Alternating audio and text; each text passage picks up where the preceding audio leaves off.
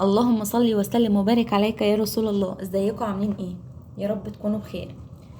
نعمل النهارده بقى كرنبيط. انا بجهزها النهارده لبكره. يعني احنا النهارده عندنا سمك مشوي ورز احمر، بس قلت اجيب الكرنبيطه واجهزها عشان تبقى سهله عندي بكره. اسلقها واسلق جنبها بطاطس ونقضي تبقى غدا بكره.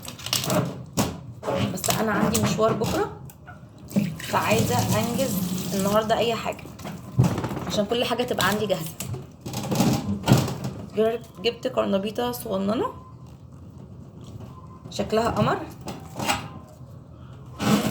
هنقطعها بالشكل ده كده.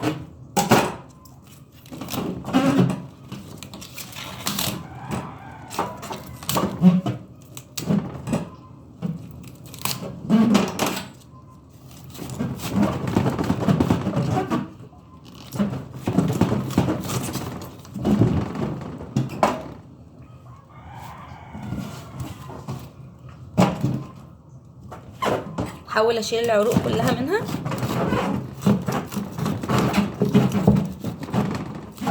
احنا بنشيل العروق دي وبعد كده بنفصصه.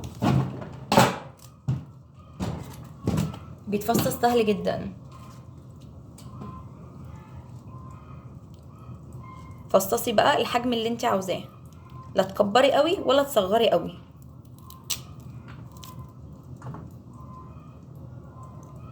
وطبعا الكرنبيط بيكون فيه حتت كده لان هو بيبقى جاي من الارض، فبتبقى فيه حتت غامقه.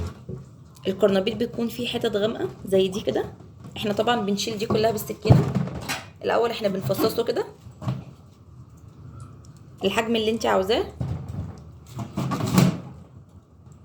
واي حته غامقه زي دي كده بتشيليها بالسكينه تبقى كلها زي الفل. بنغسله كويس جدا وبعد كده بنجيب بوله بنحط فيها ميه ونحطه على النار ويتسلق على نار متوسطه. ما بياخدش وقت كبير في السلق، من اسهل الاكلات وبتنجز جدا.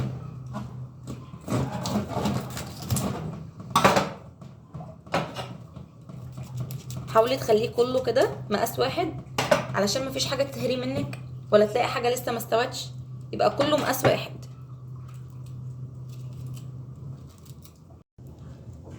يا ريت بقى لو اول مره تشرفيني في القناه تعملي اشتراك وتعملي لايك للفيديو وتدعوا لي دعوه حلوه في الكومنتات. الكومنتات بترفع الفيديو جدا، يا ريت بقى تشجعوني.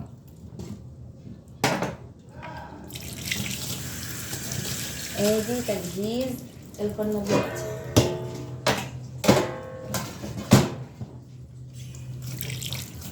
لازم نغسله كويس جدا، رغم ان هو بيتسلق وبنصفي الميه بتاعه برضو، اكيد مش بنستخدم ميته، بس لازم برضو تغسليه كويس.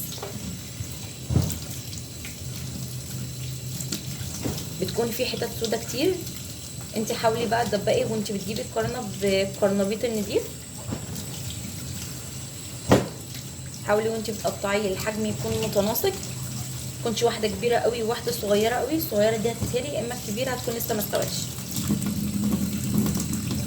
بتسلقيه في الميه عادي خالص وبعد كده بتقطعيه. بعد ما تطلعيه بتقطعيه وبتحطيه في الخلطه بتاعه.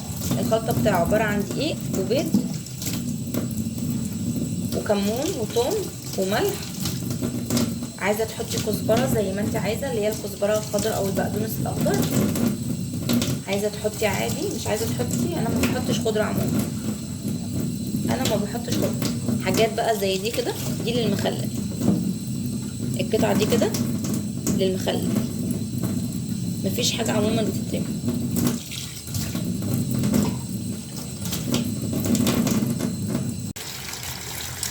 وده الكرنبيط هو بقى نضيفه زي الفل.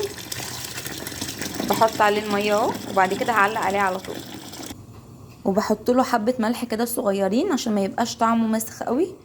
بس قبل ما يدخل في السوا، يعني هو خلاص خد له كام غلوه وبدا يستوي، احط الملح على طول. وبرده عايزه تفرزيه بيكون حلو جدا، بس مش بتسلقيه قوي بتديله نص سلقة كده وبتحطيه في الفريزر. ما تنسوش بقى تصلوا على النبي في الكومنتات، واشوفكم في فيديو جديد.